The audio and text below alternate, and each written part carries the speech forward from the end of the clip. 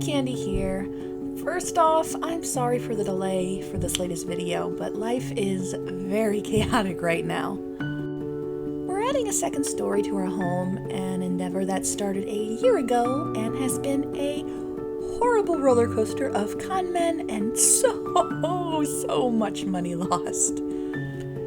As of this video, I've been kicked downstairs to the basement, while our living room has turned into, well, look at it.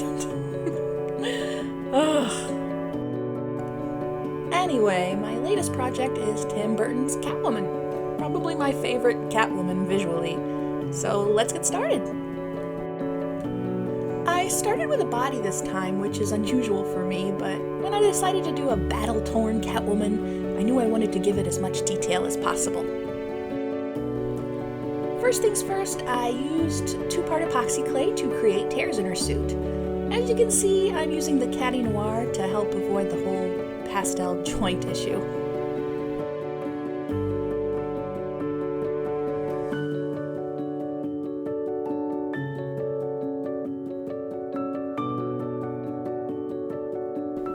This part was a lot of fun, actually. I used as many reference pictures as I could find, and I think I got the tore up part pretty accurate, but I don't know. Okay, using even more epoxy sculpt, I start shaping her corset.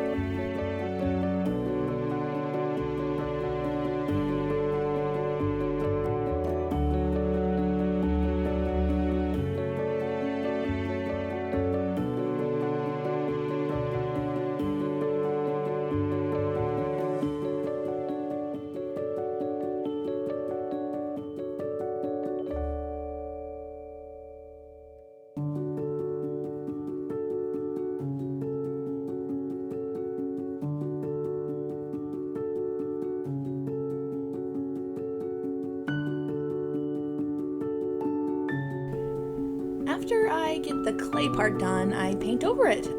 I finally got myself a better quality black. It makes things so much easier. Look how nice it looks compared to my other videos. Then I fill in the skin parts, going back and forth between peach and black to make sure everything is nice and crisp.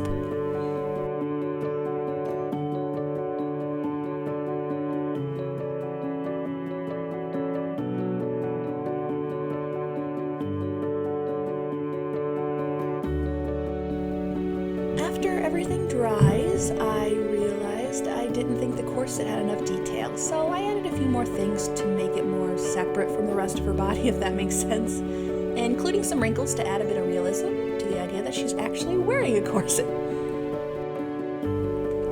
After that dries and is painted, I get to the most important part of this Catwoman costume, the stitches.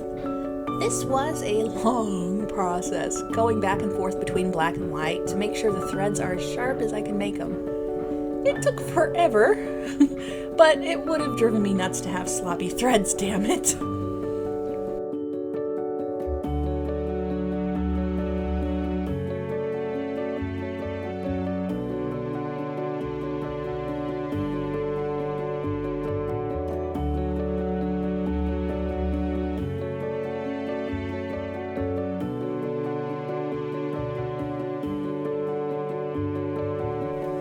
Partway through my stitching, I felt she needed more torn parts, I guess, so I added more clay and paint to make her look even more battle-torn.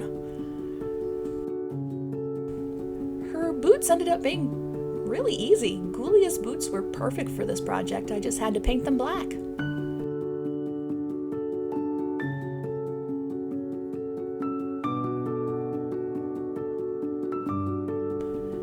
At first I had no plans to add texture to her arms, but it all seems so boring, I guess, so I decided to add a little texture for her gloves. I wrapped some white ribbon around her lower arms to add a little contrast. After painting them, I really felt like this suit seemed more like the mishmash suit Selena made in the Batman movie. Once my stitches were as good as I could get them, I covered the entire doll in Duraclear matte varnish, and then I covered the whole thing in a hell of a lot of gloss. I wanted her super duper shiny.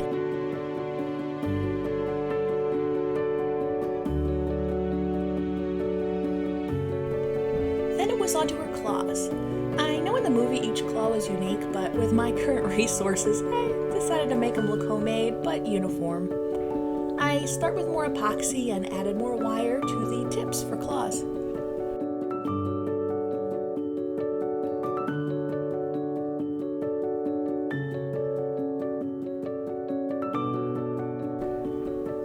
Lots and lots of super glue was required to keep them in place. And once everything dried, I just cut off any excess glue that was hanging. Then I just painted them. They were kind of sloppy looking, but that's kind of the point, isn't it?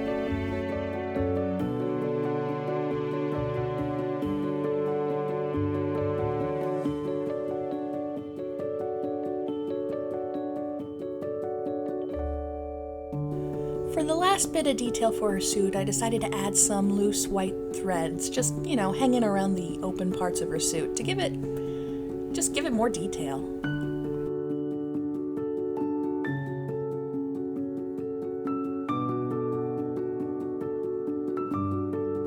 Then it's on to her whip. I don't usually do accessories for my dolls, but this particular Catwoman just wouldn't be the same without her whip, The skeleton of the whip is pretty much completely made of wire. After that, I wrapped more of my white ribbon around it using copious amounts of super glue, and once all that dried, I painted it in black and sealed it. The finished product, it can be shaped any which way you want, and that makes it so much easier actually. This way you can wrap it up and put it away or pose it, Pretty cool, I think.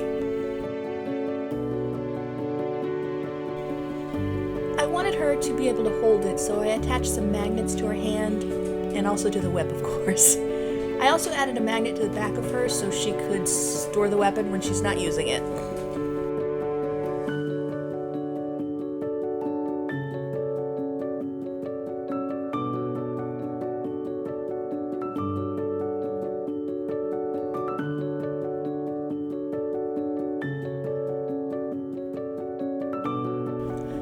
And finally, it's face-up time. So to start, I needed to give her iconic cat ears, so I covered her scalp with epoxy clay to rid myself of all those hair holes.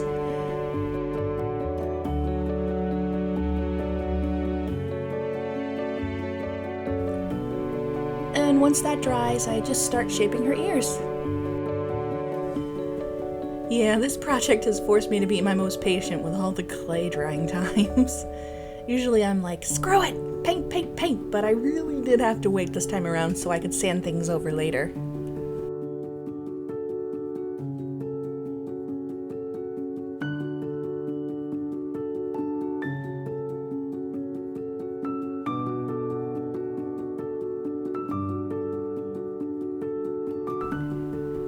It was surprisingly tough to get these damn ears symmetrical, but I think I got it for the most part.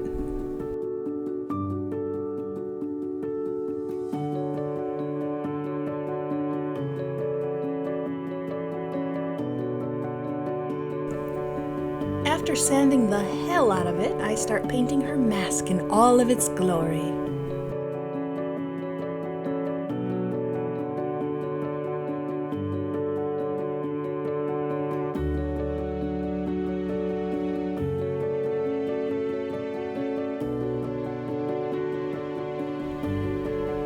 Honestly, when I started this, I wanted to give Catwoman that crazed look she has at the end of the film, but I accidentally bought one of the newer dolls with the more defined sculpt of Draculaura smiling and had to rethink it.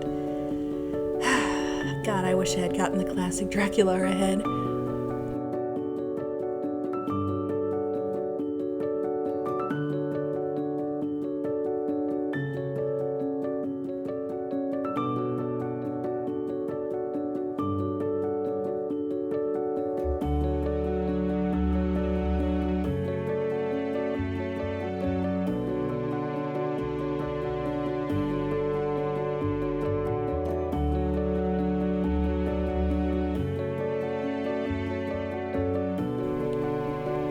For the face up, I spray the head with Mr. Super Clear and start penciling in the eye shape. This Catwoman has heavy eye makeup, so the eyelashes will probably be lost all in the black, but I can't help myself.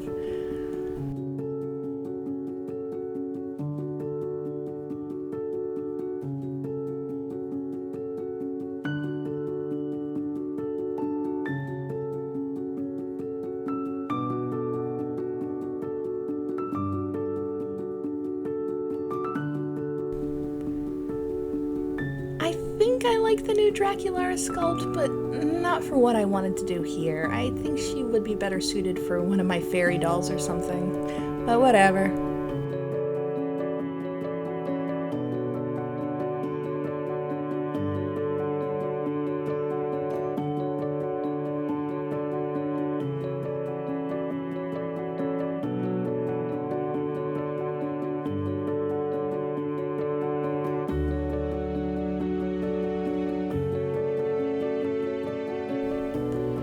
After the line work is done, I get to contouring with pastels. Not much is needed here since her head is mostly covered with a mask though.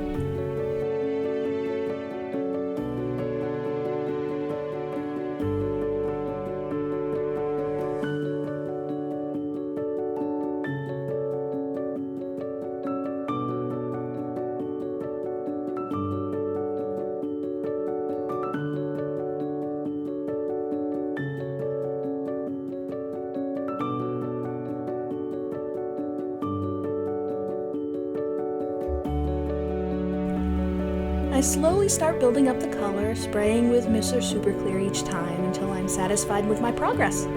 I added a little shading around the eye holes of her mask to give it a more 3D look.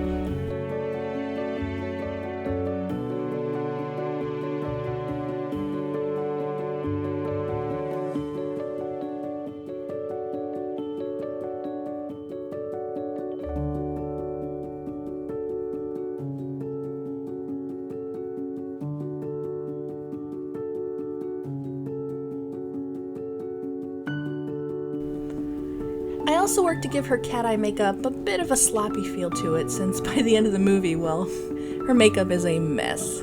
She still rocks it though.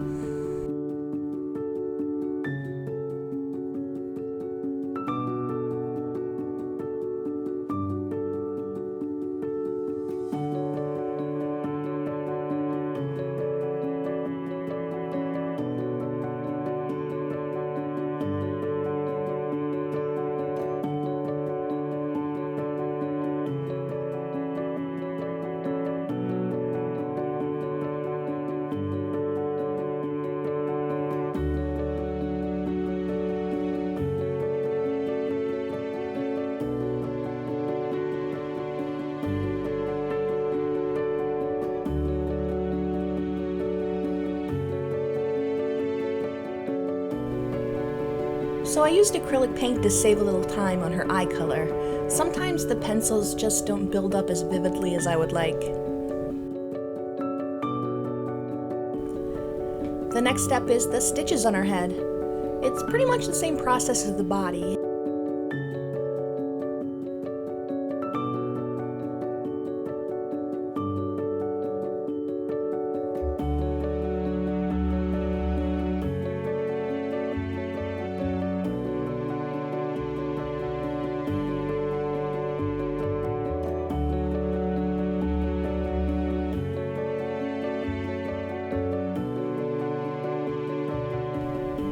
You can see how sloppy the first step of this is. Right now, I'm just getting the shape in and then I'll go back and clean it all up.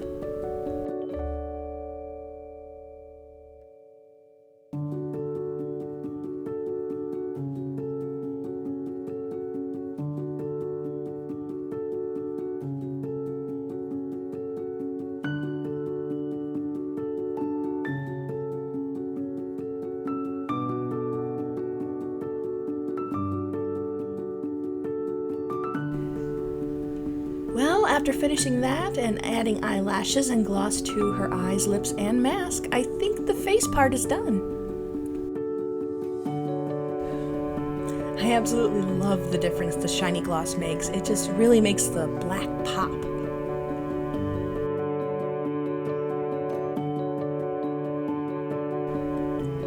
The last part, finally, is the hair. This one was pretty simple. I just made blonde hair wefts and then glued them where I wanted the hair to be sticking out. I again tried to be as movie accurate as possible.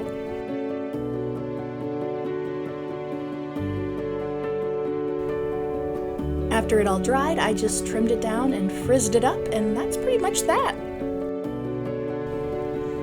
This one was a lot of fun and really helped distract me from the nightmare that is currently my house.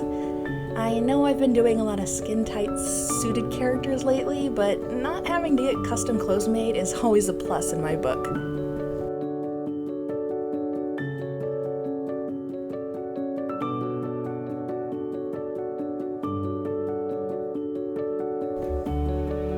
Anyway, thanks everyone for watching, and if you enjoyed this video, please check out my other ones, and I will see you guys next time.